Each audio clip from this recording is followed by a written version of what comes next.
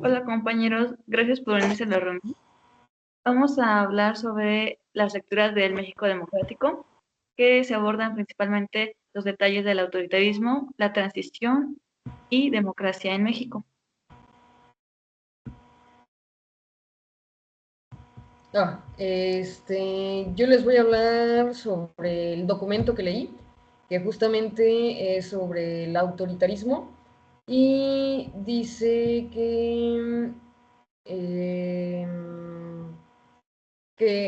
el autor que se llama Víctor, a que hablar sobre autoritarismo se da a entender de un régimen que abusa de la autoridad y no se respeta la libertad. También habla sobre otro autor que se llama Giovanni Sartori, que señala que la forma más clara para definir el autoritarismo es refiriéndose a su relación que tiene con la libertad. Decía que la autoridad es vista como la contraparte necesaria de la libertad, que la libertad que no reconoce la autoridad es una libertad arbitraria y viceversa. La autoridad que no reconoce una libertad es autoritarismo.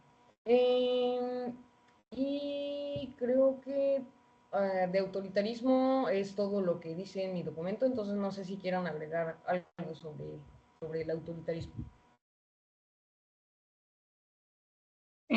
Yo quiero agregar, bueno, del autoritarismo, que sí se basa sobre una sola persona, que ésta es el líder y que, bueno, se basa en controlar los derechos de los demás.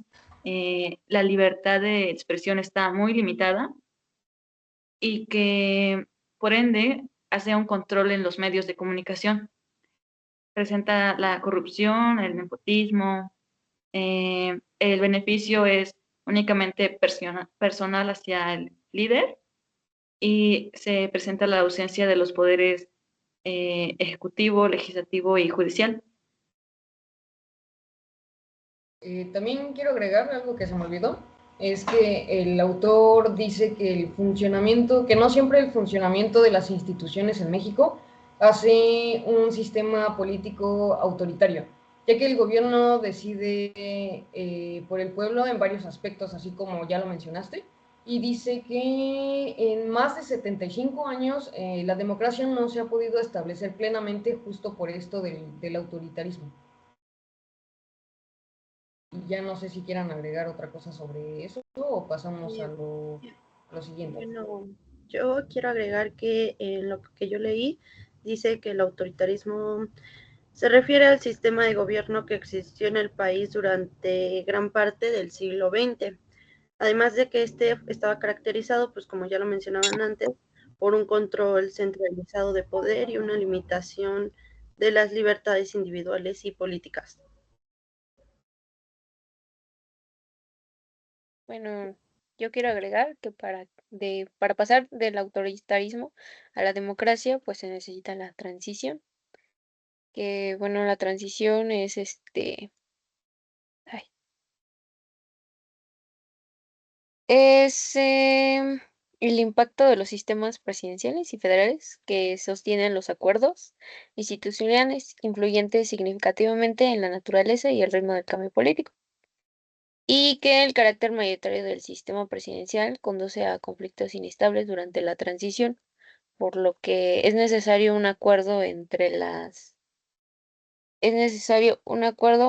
entre las élites autoritarias y la fuerza de oposición para poder hacer la transición de autoritarismo a democracia. Igual sobre esa transición, bueno, por lo poco que pude leer, decía que fue un proceso lento y complejo, el cual comenzó a partir de la década de los 80 y que se pudo consolidar en la década de los 2000.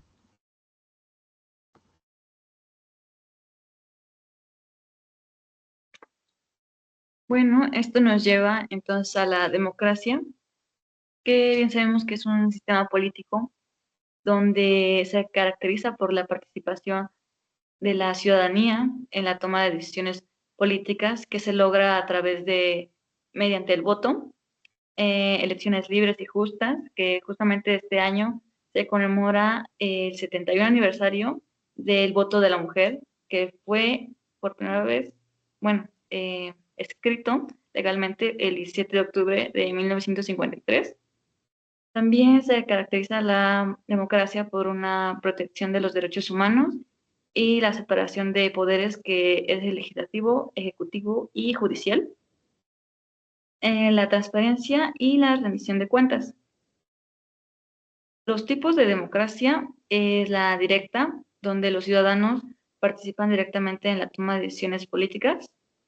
Esta la apoya el filósofo Russell, eh, que defendía justamente para las sociedades únicamente pequeñas, porque es más fácil poder escuchar la opinión de cada uno, mientras que el Aristóteles criticaba esta por temer una lucha de clases, ya que aunque sea una comunidad pequeña, siempre va a haber algunas desconformidades, pero claro, va a ser mucho más fácil que en una población más grande. En esta población más grande se caracteriza por una democracia representativa o indirecta, donde los ciudadanos eligen un representante para la toma de decisiones en su nombre.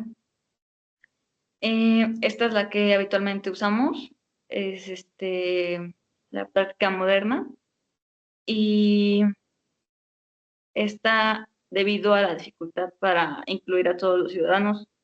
También está la democracia participativa o semidirecta, que combina ambos, la directa y la indirecta. Y esta, bueno, también nos dice que la democracia debe estar las decisiones económicas deben estar orientadas hacia el bienestar de todos, donde involucra conceptos como la igualdad de oportunidades y el mercado libre.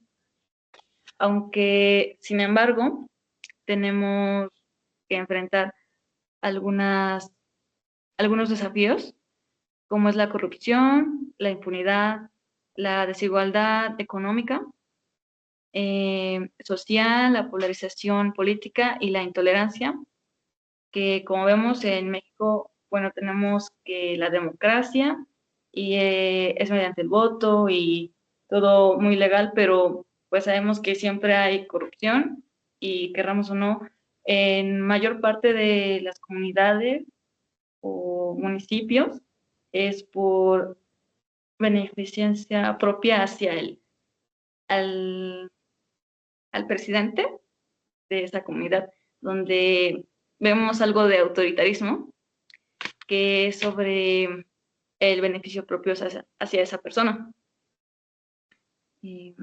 ¿Alguien más quiere agregar algo? Sí, También lo vemos en las élites, ¿no? Bueno, en las élites de altas masas, como por ejemplo los empresarios que tienen mayor poder en México, como por ejemplo Carlos Slim o ¿quién más? Salinas, todas esas personas que pues se dedican a de alguna forma a dirigir el país en cuestión a lo económico y influencias. sí, justamente como lo mencionabas, de los desafíos que presenta la democracia y todo eso de la corrupción, la desigualdad, injusticias, justamente como que hace referencia a que muchas veces, aunque la democracia aparentemente nos habla de que las personas tienen como que libre elección y un voto libre y pues como que nada más ellas son las que deciden, pues muchas veces es algo contradictorio porque pues ese voto realmente se ve influenciado por cada uno de los políticos.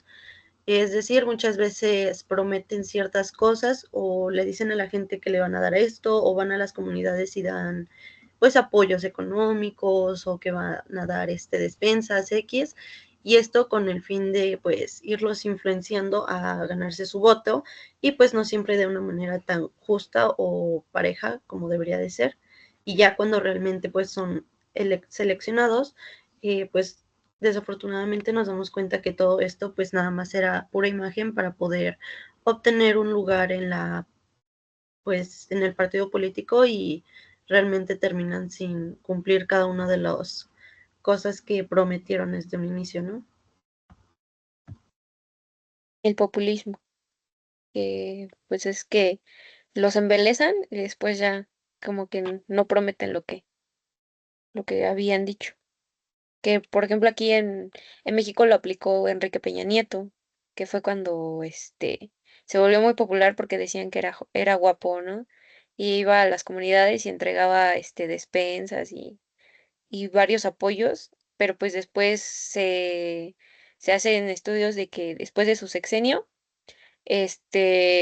por ejemplo, la economía del país se bajó demasiado, la violencia aumentó y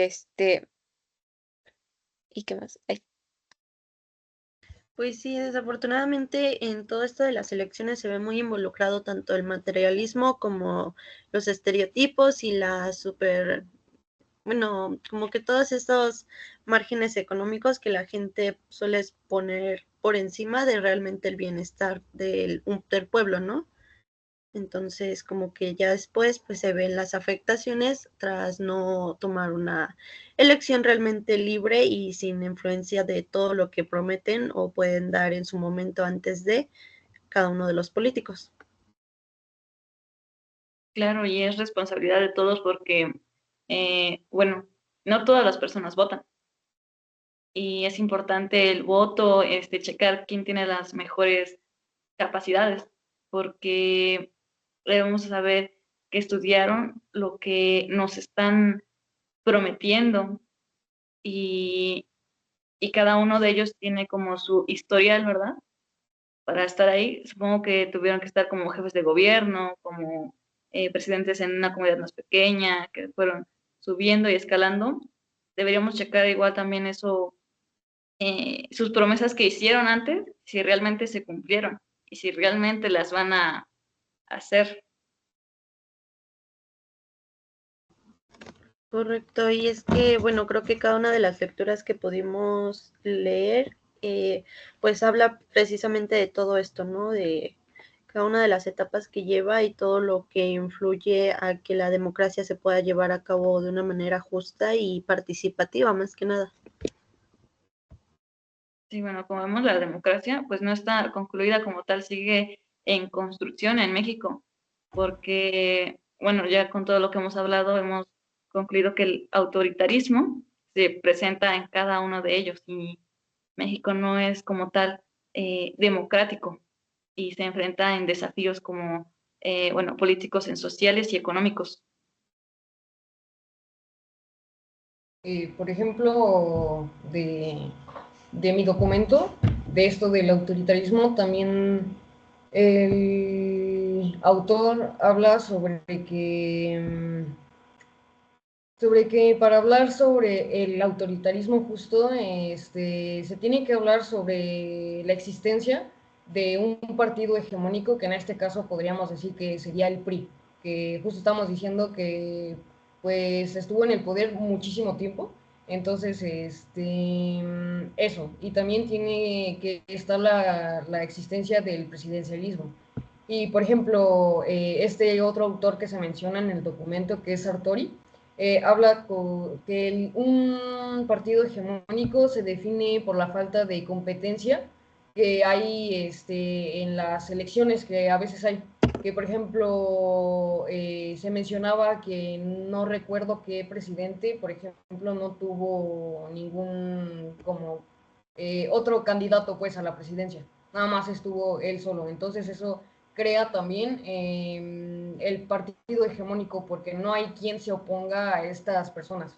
También se habla sobre que, bueno, da ejemplos sobre el 88 con el triunfo de Salinas de Gortari, que de esto que estamos hablando sobre la corrupción y todo lo que hubo, pues con Salinas de Gortari fue, pues sí, las elecciones fraudulentas. También pasó en 1929 con Vasconcelos y Ortiz Rubio, y en 1940 que fue con Ávila Camacho y Abreu Almazán. Y en estos tres casos se dijo que el voto campesino resolvió a favor del partido hegemónico, que pues en los tres casos era a favor del PRI. Y pues durante tantísimos años se dio a ganar el lugar que pues sí que era normal el fraude, la compra de votos y la coacción, pues como un camino viable para que ellos estuvieran en el poder todavía. Sí, igual, por ejemplo, el sistema del autoritarismo y todo esto también se ve basado en un control centralizado de poder, una economía dependiente del Estado y una limitación de las libertades individuales y políticas. Además de que también podemos ver consecuencias que trajo el autoritarismo, que creo que son muy notables, y fue que tuvo la limitación de las libertades individuales y políticas, la corrupción, que como ya estuvimos mencionando, fue algo que desde un inicio ha estado muy marcado, y la ineficiencia económica. Igual, por ejemplo, pues el autoritarismo tuvo sus inicios en la década de los 80 y se pudo ver ya consolidado en la década de los 2000. Entonces, pues nos podemos dar cuenta que realmente ya a lo mejor no es tan reciente, pero sí que hemos permitido que todo esto, nosotros como ciudadanos, al no tener una participación activa, pues vamos permitiendo que se vaya aumentando en lugar de ir en contra de todos estos, ¿no?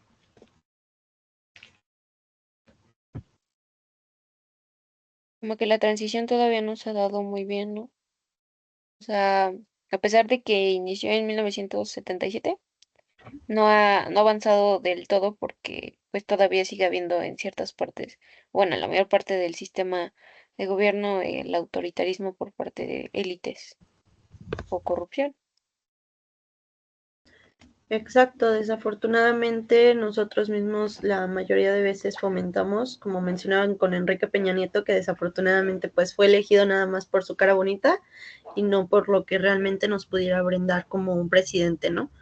Entonces muchas veces nosotros como ciudadanos pues fomentamos a todo eso y de cierta manera pues lo estamos permitiendo, y ya cuando vemos las consecuencias es como que nos arrepentimos, pero de todos modos no hacemos gran cosa por cambiarlo.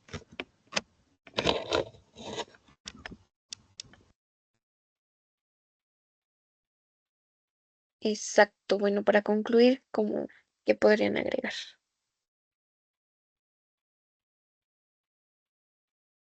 Pues yo Pues siento que... Ah, ¿yo primero o tú? sí, sí, sí. Ok. Yo siento que en conclusión, no, siento que México como que tiene todavía un camino extenso para poder llegar a la democratización del país, porque justo como dice Shadani, uno como ciudadano sigue fomentando todo esto de que, pues te doy, no sé, una despensa o dinero y pues votas por esa persona, aunque no sepas si realmente tiene como buenas propuestas para el lugar donde vives o todo el país, ¿no? Entonces, siento que a pesar de eso, como que de al menos ahora nosotros como jóvenes, como que nos estamos dando cuenta de estas situaciones y creo que nos creamos conciencia para poder, pues sí, tomar el futuro de México en nuestras manos. Sí, creo, bueno, también de mi parte considero que justamente la participación ciudadana, y más como mencionas, al ser nosotros jóvenes y tener la oportunidad como de ver estos pros y contras, tenemos como que tomar más en cuenta y con responsabilidad esa participación que tenemos al votar, ¿no? Entonces, pues igual sería eso, que más que nada la participación ciudadana se debería de ver más practicada, y pues que al ser nosotros la esperanza de México, como lo suelen decir, pues que no solamente sea como un decir, ¿no? Sino que realmente lo tomemos con seriedad y pues veamos que ese voto realmente sea algo, pues a lo mejor para la mejor propuesta, porque pues en su mayoría no siempre lo suelen cumplir, pero al menos que tomemos el tiempo para ver cada una de esas propuestas y ver realmente lo que le conviene a cada uno de los ciudadanos.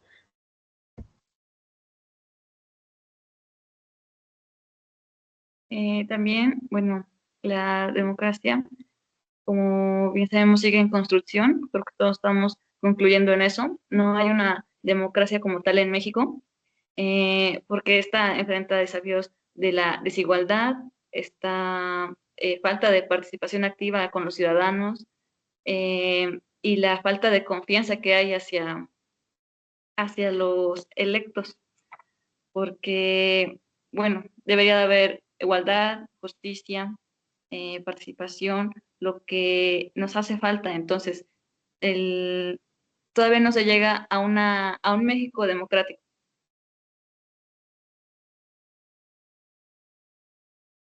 Yo puedo ver que, pues, bueno, por eso es que la democracia invita a los ciudadanos, más que nada, a integrarse a que haya un cambio, una transición del autoritarismo a un país más demócrata.